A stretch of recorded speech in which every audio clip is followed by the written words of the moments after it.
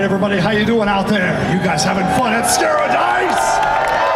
All right, real quick before we get this started, a little bit of housekeeping. So if your last name is Beatty, I've got your driver's license right here. I will sell it back to you for the low, low price of free. But just want you to know your license is up here. After the panel, we'll make sure you can get it, okay? But if your last name is Beatty, this is your driver's license. Have you guys been having fun at this show? I've been having fun. Was that last panel completely off the chain? I can tell you right now, as crazy as that last panel was, I think this next one is going to be even more ridiculous. Are you guys excited for this next panel? I think this next panel is going to be nuts. So without further ado, let's introduce the cast from Dexter. First up, Jennifer Carpenter. Next up, Julie Benz. Next, Desmond Harrington. Next up, David Zayas. And last but not least, Erik King.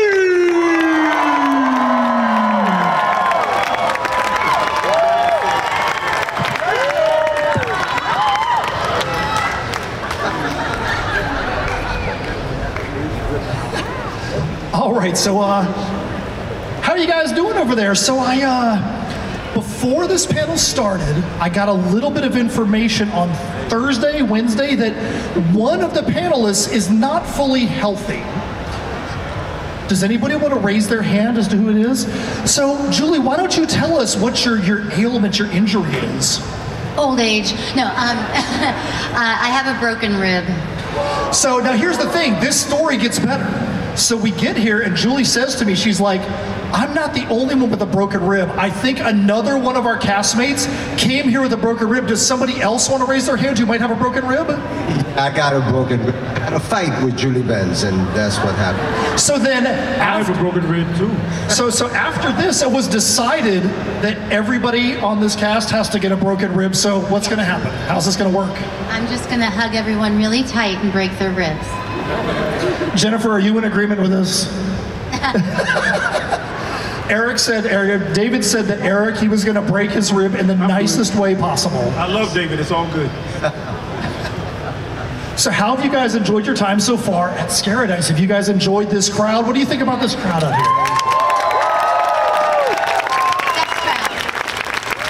Tough crowd. Oh, best. Crowd. All right, so you guys are in Florida now. The original season for Dexter was set in Miami. But then, for whatever reason, you guys had to go elsewhere that wasn't Florida and film it and pretend it's Florida. What did you guys think about the transition of going from actual Florida to fake Florida for the rest of your seasons? Well, it was kind of tough in the beginning because we did like the first couple episodes in Florida, and with the humidity and everything, to recreate that back in LA, they would literally take water bottles and like just spray our faces, which was awful. So, yeah. It was hurricane season or something when we did the pilot, and that's why we couldn't get insurance to cover us to shoot in Florida. That's why they took us to LA. I'm sure everybody was wondering. I wasn't there in season 1. Do you guys want me to talk to you a little bit? Yeah? Okay. I'll be back around when it gets time for me, but okay, good. Miami is so bright, but I found that in, what was it, Long Beach. It was the closest. Still wasn't all the way looking like Miami, but yeah. So Jen, we're gonna jump right into this. Deb and the Ice Truck Killer. When you first read the script, it said the main villain of season 1 was going to propose to you and then reveal himself, making you the main potential victim in season 1. What was your take on this? Were you like, wow, this is a cool twist? Or you're like, man, don't kill me off right now? I said, what was your take on that being the twist? He was going to propose and then possibly kill you. Well, I had read the book, so I wasn't terribly surprised that he was going to have a twist, you know, but You know, it's great when you're doing, there's a lot of, I feel like a lot of movies nowadays, everybody's just sort of posing and looking pretty and implying a certain feeling. So one thing I really liked about our show is it was really raw. Like they really asked you to have real emotions and a real journey on camera. And I appreciated the task, you know? So that was good. So Erik.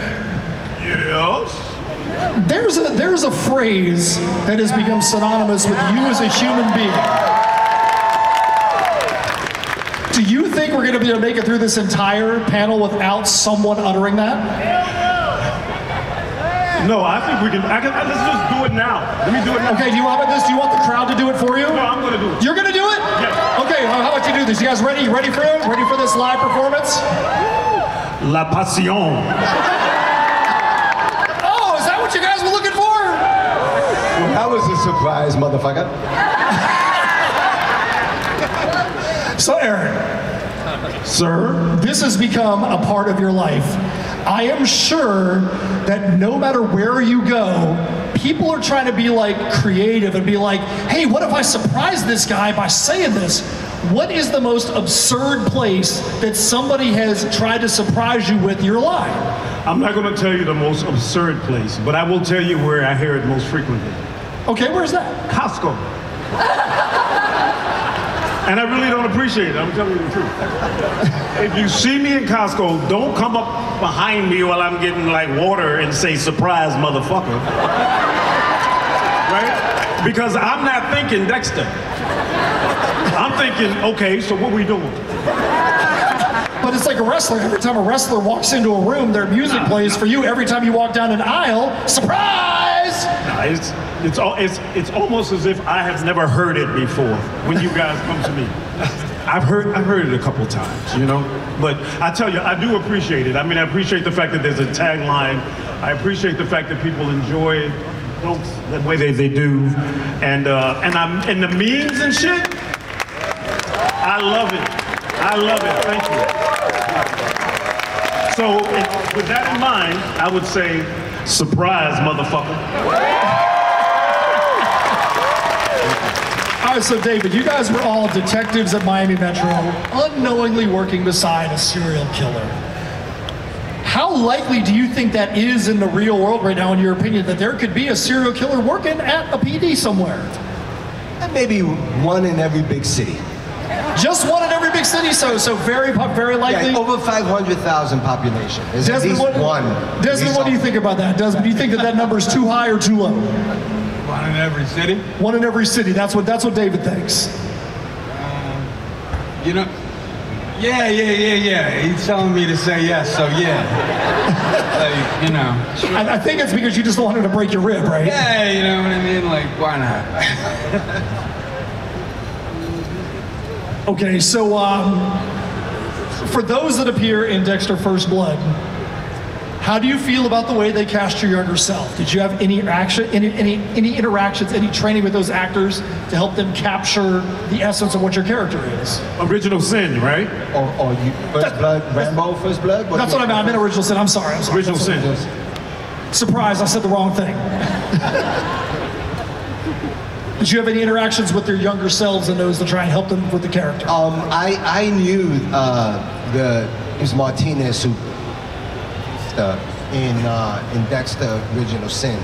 I was never as good looking as that guy, but I appreciated the fact that very good actor and he's a very good guy. I've known him since he was like 19 years old. I went to college with him. Yeah, he's amazing. I played his love interest on a show. I went to college with him. I played a love interest on the show. So Julie, got a question for you that's kind of fun with you being in Florida. So your character is well known for being a Florida Panthers fan. How much would she has season tickets to the Florida Panthers. That's how much would she love the fact that the Florida Panthers are now a hockey dynamite, hockey powerhouse? She loves it. It's so exciting. It's amazing. Go sports. So listen, I've got a ton of stuff up here. We could talk about a lot of things up here, but as you can see, when we've got a large cast, it's very difficult to get to a lot of audience questions. For this panel, I want to be a little bit different, and I want to try to get to as many of your questions as we can. So as you see, the mic is not out here on the stand. That's because the person that's dressed like me but is 1/3 the size of me, Steph, is out there. Steph, where are you at? There she is. So Steph has the mic, so raise your hands and keep your hands in there. Steph is gonna randomly walk around. Don't do the ooh, Mr. Cotter thing, because that's not gonna help the situation. She's gonna randomly pick on some people to ask some questions and get your questions answered. All right, up there, so you going to the person in the stroller? No, not the stroller? Okay. What's your name, my man? Hi, I'm Jack. Nice Jack. to meet you guys. All right, what's your question, Jack? So, a lot of you, unfortunately, are dead in the Dexter universe. Hey, spoiler alert. Sorry. Might be. So, my question is, the show will inevitably end as a whole. Despite the many spin-offs, it will come to a close. And a lot of you have died directly or indirectly because of Dexter's actions. What do you feel is a fitting ending for the show and for Dexter as a whole?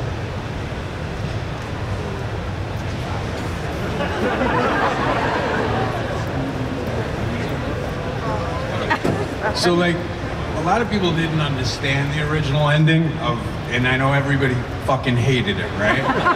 So the original ending was this guy who, his whole thing was that he wanted to become a real human being, interact, have a wife, have kids, all the blah, blah.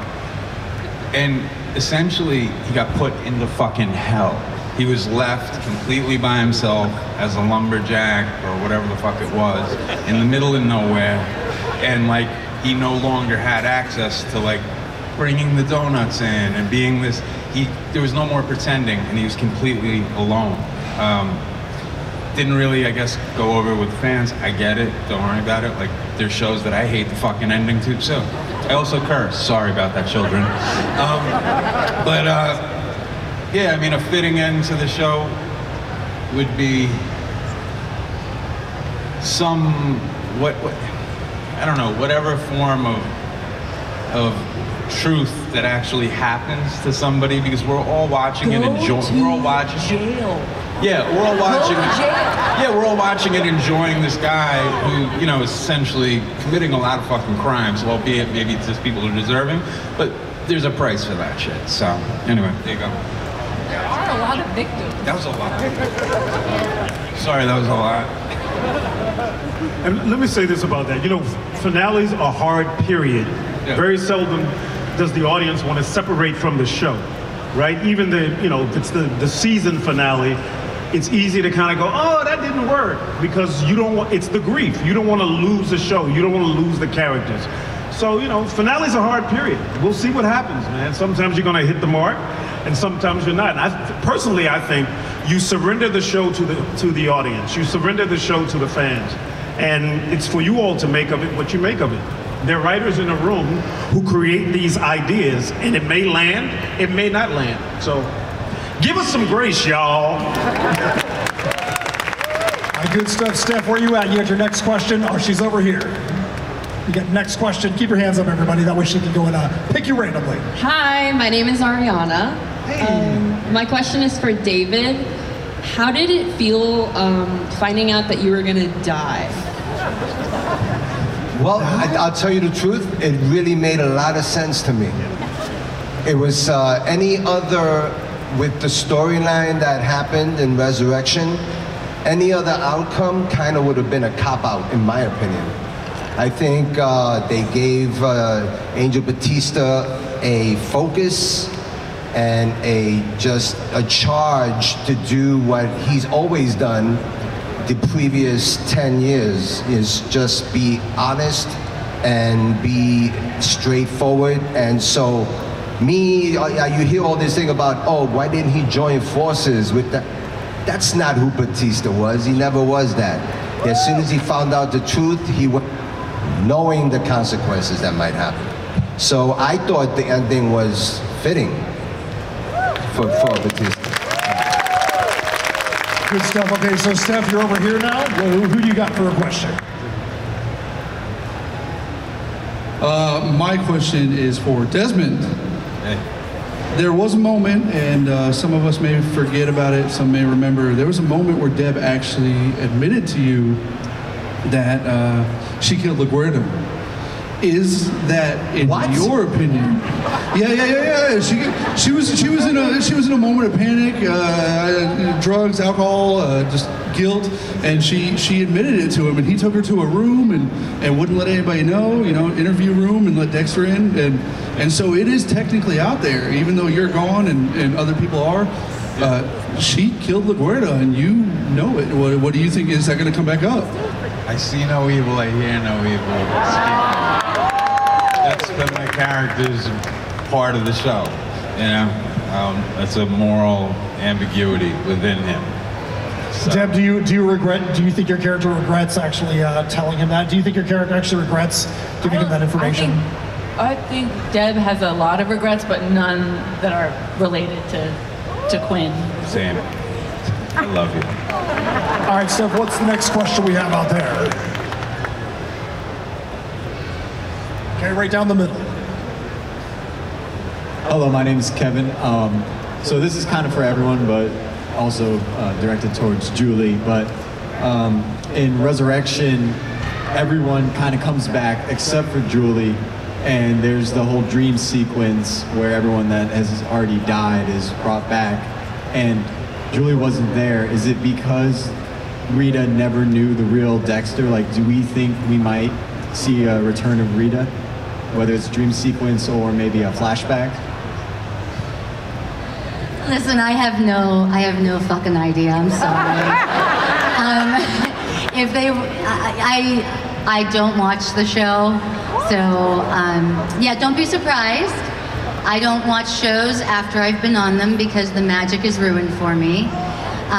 So it's not personal. It's just I haven't watched it, and I don't know. I mean, I feel that if the writers felt that bringing Rita back would make sense and would move the story in a direction that they needed it to, and they asked me to, I would go back. So, but as far as like why I wasn't in a dream sequence, I have no idea who was in the dream sequence. Like, I have no clue. So, sorry.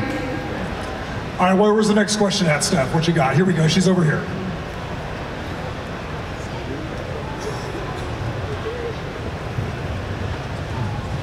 Hi, I'm Malik. I had a question for Desmond, actually. Hey, man. So I'm curious for the next part. I know this is everybody's question, but because of the kind of like brother-to-brother relationship between Batista and Quinn, do you think, Quinn might be curious why Batista kind of just went off on his own and go look into that, and we may see more of Quinn? So first of all, I can tell you, so maybe some of you, I don't know. You don't know if you're coming back until they open the writer's room and all that type of stuff. So first of all, I can fix that answer. But I obviously would be curious about, this is someone who I love. He was my partner, He's dead. That's going to be something that I'm for sure going to look into. It depends on, it would be too obvious for me to just launch into it and then I end up, you know what I mean? You know what I'm saying? To make it interesting, I don't know how they would do that, but yeah, I think I'd be very curious what happens to this guy. Thank you. Yeah. I love you, Desmond. I love you too. I love you, David. By the way, thank you to all you guys. This is the first time I've ever done one of these things, and you guys are great. Excellent. All right, Steph, where's the next question? Hello. My name is Jeremiah. I was just going to ask all of you guys, what was your favorite part about filming the show, if you had a favorite part? My favorite part was working with all of these amazing, wonderful people. It really was a dream job for me, being able to work with someone as extraordinary as Michael C. Hall, and Jennifer, and Desmond, and David, and Lauren, and Erik, and just Zayas and James. It really was just an amazing group of actors to work with and go to work with every day. So I'm going to say the actors. Amen. I was super green. I had done, White Chicks, and but I didn't. I remembered my very first day. We were in Dexter's apartment, and Michael was helping me hit marks and understand what the lingo was. And it was honestly, it felt kind of perfect because Deb was so green in her job too, and I just got to evolve with her. And by the end of it, it was like, it just felt like a well-oiled machine, and I learned a lot on it. So it was an education, and I'm grateful for that.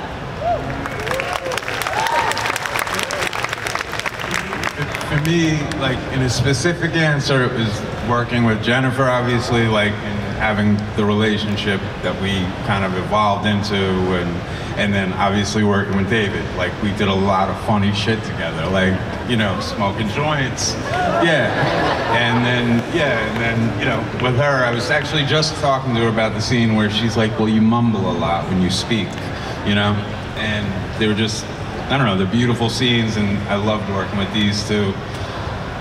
Michael, not so much. I'm joking. It's the best. So Steph, go ahead and hold the next question. We're going to get to you. But Erik, I want to make sure that we get this covered here, my man. So, when you're a prison in the cabin, your conversations with Dexter, do you think that the character really truly meant those things, or do you think he was using cop psychological speak just to try to get on Dexter's good side so maybe he wasn't going to die? I think that it's a combination of both. I think for the first time they saw each other's humanity. I think a couple of people I've spoken to out here about this, that's the first time that Dokes called him Dexter.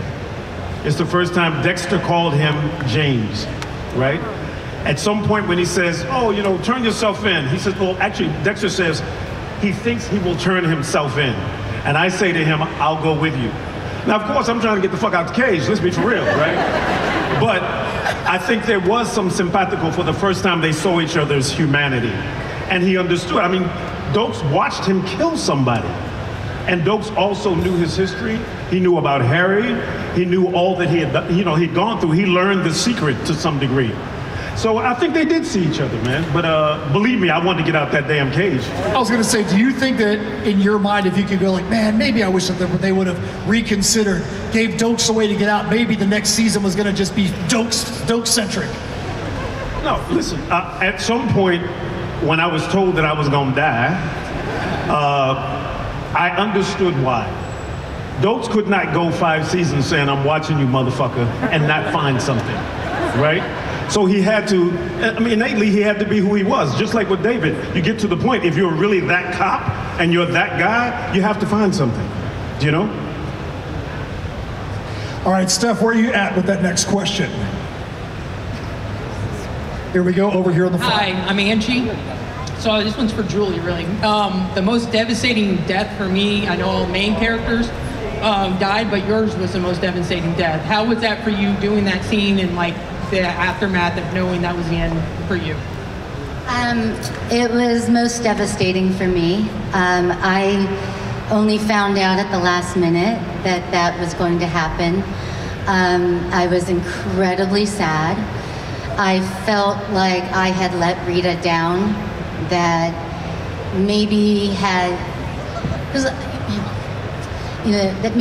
I advocated more for Rita in the writer's room, maybe if I had presented some ideas to them, because let's be honest, season 3 and season 4, Rita was a little silly, and I felt that as an actress, but I let it slide, and I felt like I had really let her down, and I was absolutely devastated.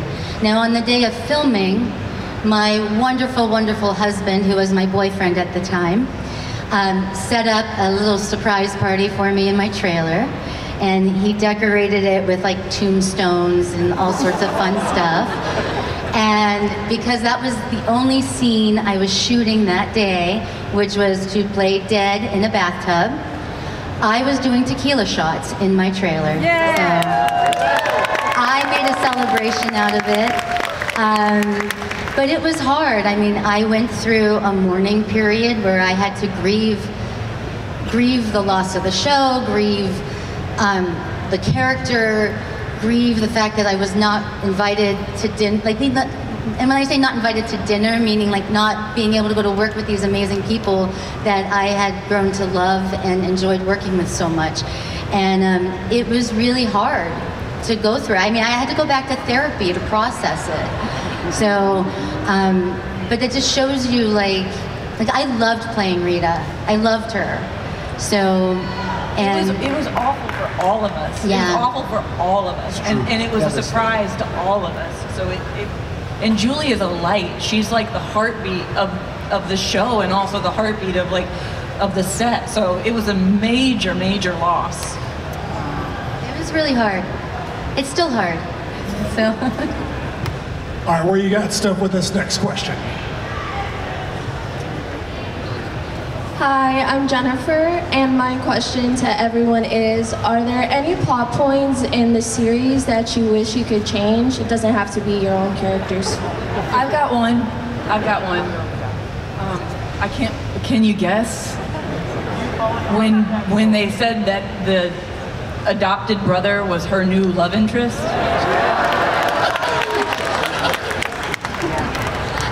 For me, obviously, I would have liked to have found out, I would have liked to have explored what would have happened if Rita had found out about Dexter before she died. I would have liked to have explored that moment, so. I love every bit of it. Change nothing. Change anything. I think not knowing that the person you're working with day in and day out was who he was. It made me say, well, it's a little insecure about Batista and his abilities. Ultimately, I'm glad that I didn't find out. It would have, I think, Resurrection would have been maybe for me, So I would want to change that. Maybe I'm more interested in the homicides that I was investigating and how, a connection, and especially in that last season 8 when I saw what Dexter did in the video. But, what do I know? Their writers are great. They're going to decide what they're going to do, and my job as an actor is just to perform it and try to make it as real and as truthful as possible. And I think for me, I wouldn't say that there would be plot points that I would change, but the things that I enjoyed most were the lighter scenes, right? The scenes with the characters that when we weren't quote unquote hunting down the job and just hanging out with each other. There was a lot of that with Luna Velez, La Guerta, walking on the beach and just chatting with each other, fucking with each other. There was some scenes like that with, when she was a rookie cop, just the relationship stuff. I would like to have had more fun. Dokes wasn't always fun, you know what I'm saying? Well, also, I would love to have had more scenes with Rita and her character. I know there was one in the beach that we had, but I wish there would have been more of a connection with the other characters with Rita. I think it would have just, enriched the story that much more. Good stuff. All right, where's our next question at? Hi, I'm Brenda, and this is just a simple question, but I want to know how many different hats did Batista wear throughout the seasons? I want to know too. Well, I took around 20, so there was a lot more than that. It was every episode there was a new hat. So what were there? About 100 episodes, and I think it was 100 new hats. And I love some more than others, but they were all pretty cool. They're all pretty nice. So. Good stuff. All right, Steph's over here. What's the question we got?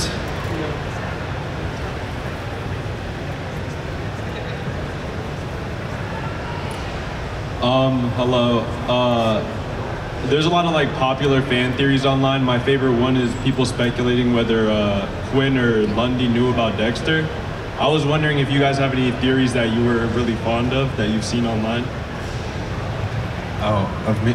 Honestly, you guys remember more of it than I do.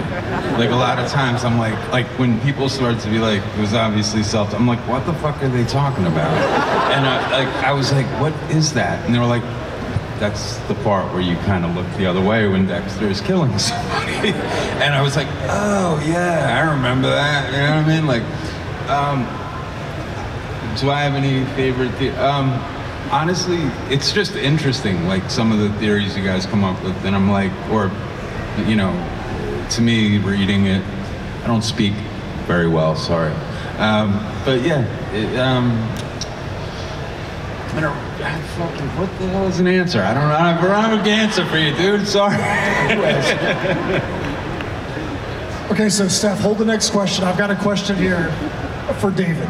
So, Steph and I, our good friend Richard, when we said that there was going to be a Dexter panel, the dude absolutely lost it. He is a huge Dexter file. He's like, oh man, this and that. He's like, you could ask him this, you could ask him that, but he had a question he wanted to ask you in particular.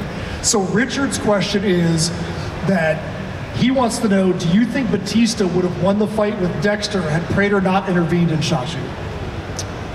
Well, I mean, he was choking him out, right? I mean, it was I don't know. I mean, anything could have happened after, you know, if I wouldn't have gotten shot 17 times in the back. But yeah, no, I think the rage of Batista, sometimes rage gives you strength that, you know, you don't think you have. And there was a rage there. Like, I try to picture myself, like, why would Batista react after he was cut loose? He doesn't really know what's going on. It's a panic. When you're on a table getting ready to get killed, a panic goes through you. If not, you're not human. So I think that rage, and so, yeah, maybe. I think, you know, there was the whole idea was, you know, that I took him and was choking him out. I'm a, you know, bigger guy. It's not far-fetched that he could have, you know, killed Dexter. If he would have continued without being stopped. And you work out. And I work out, even though I broke a rib. All right, good stuff. All right, where's our next question at? All right, my question is for Jennifer. All right, through 8 seasons of Dexter and the 1 season of New Blood, how many times do you think you said, fuck? Well, I counted. Something like 957? Is that right? 906? 996? God, why didn't they get me 4 more? I could have gotten to 1,000. Well, if you consider that you do like 4 or 5 takes of every scene, I mean, I've done it. I've said thousands and thousands and thousands and thousands and thousands of cuss words.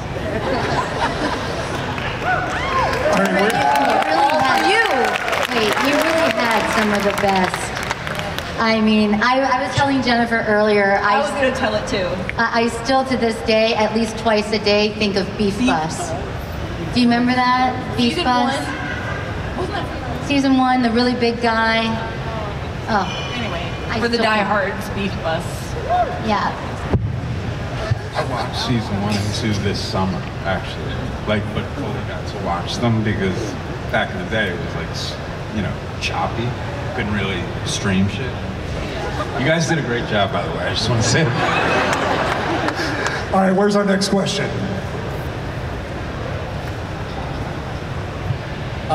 So I know Jennifer said she read the books, but I don't know about the rest of you guys. If you guys have read the books, how do you feel about the show taking a different turn than in the books? So I read the first book. We were told we could read the first book because they owned the rights to the first book and the characters. But then after that, we were told that the story goes off in a different direction. I have heard in the books that Rita is still alive or lived longer than TV Rita. So, but I haven't. I should pick up the books and read them. Right. Well, you know, Batista wasn't even a detective in the book. He was a forensic analyst with Masuka. And he wasn't mentioned that much in the following 2 books after that. So I'm glad they veered in a different direction. And they made my character a detective, and they made him a police officer. And I think that, they bought the characters, they didn't buy the stories. And I think the characters and the description that Jeff Lindsay wrote for each character, they were pretty faithful about. But yeah, they didn't, I don't know how many books were there, like 10 or something like that? I only read like the first 3. All right, so I think we have time for about one more question. I know that there's a bunch of you out there that have your hands up, and I apologize in advance that we didn't get a chance to get to you, but obviously for the constraints of time and people having photo ops and different things they need to do, we only have a certain amount of time for the panel. That being said, do not hesitate to go to their tables and go make sure that those questions that you need to get asked of them at their tables, because they've got stuff over there. You can get selfies and signatures and all that, so don't hesitate. They want to answer these questions, right? Yes. Absolutely, yes, we do. Yes, emphatically. Yes. All right, so Steph, where is our, we got time for 2 questions left. 2 questions left, so Steph, where's our next question? This kind of piggybacks off of what he just asked about how many times you've said fuck. I was gonna ask, what's your favorite iteration of it? Or, like Julie said, one of your favorite, like, crazy, curse-wordy phrases that Deb said. One thing that I really like that she said doesn't involve cursing, so we'll get there. But I love how she said well, it does. It's the password is fucking password. I like that. And then, the chubby chase, the chubby face, roly-poly machine was fun. Yeah, they were all fun. And when you need to cuss, you need to cuss. And I got to exercise that a lot for pay. All right, so yeah, time for one more question again. If your question doesn't get asked, totally apologize, but you understand the limitations of time and how many questions can possibly get answered in a 45-minute span. So where is our final question of Saturday? This question is going to be the greatest question in the history of questions, the best question asked, Scaradise Saturday, no pressure. Where are you at? What's your question? Hi, my name is Timmy, and my question is, when all of you guys met, what was like the first thing you guys said? So how were you guys introduced to each other? I remember in the pilot, everybody being in the room, and I just looked around and said, we are going to have some fun. And because, the one thing as an actor is, a show like this, it's really a family. And to be able to play on screen with your family, and it really meant a lot. So I remember telling everybody, every time I met somebody for the first time, I said, I'm so looking forward to working with you. We are going to have fun. And we did. I didn't think the show would go because it was a show about a serial killer. So I was shooting the pilot, just having a good time and trying to make the most of it, thinking that that was going to be it. So I was kind of shocked when we got to do it. I remember we had fun shooting the pilot. We went out a lot, had some tequila. Yeah. And when we're shooting a pilot, we obviously, like Jennifer said, we never know what's going to happen. And I can't tell you the first words, but I can tell you the feeling that I had, that we were always rooting for each other. We're always looking out for each other and always rooting for each other. And I think that was a great question to close it out. I think you did a great job. That was a great question. Great job, Timmy. All right, so you guys know what needs to happen. If you guys haven't seen what happens at Scaradise at the end of a panel, because it's a horror convention, we have to work to summon the show photographer. We're going to do our best job to summon him, because we're going to take a picture with us, with all these fine people. So on the count of 3, we're going to summon him. His name is Corey. So on the count of 3, everybody use your best scary voice. 1, 2, 3. Corey! Corey! Oh! You guys are 3 for 3. Look at what you did. Here we go. All right, everybody. I want to make sure you guys give a huge round of applause. We're going to go around. No, we didn't see that. We didn't see it. Yes, absolutely. Thank you all for coming here and. Hello. Thank you all for coming here and for you know, sitting in these chairs waiting for us to come. All of that. Thank you very much. Thanks for watching it. Thank you. Without further ado, a big round of applause for Jennifer Carpenter, Julie Benz, Desmond Harrington, Zayas, and Erik King from Dexter.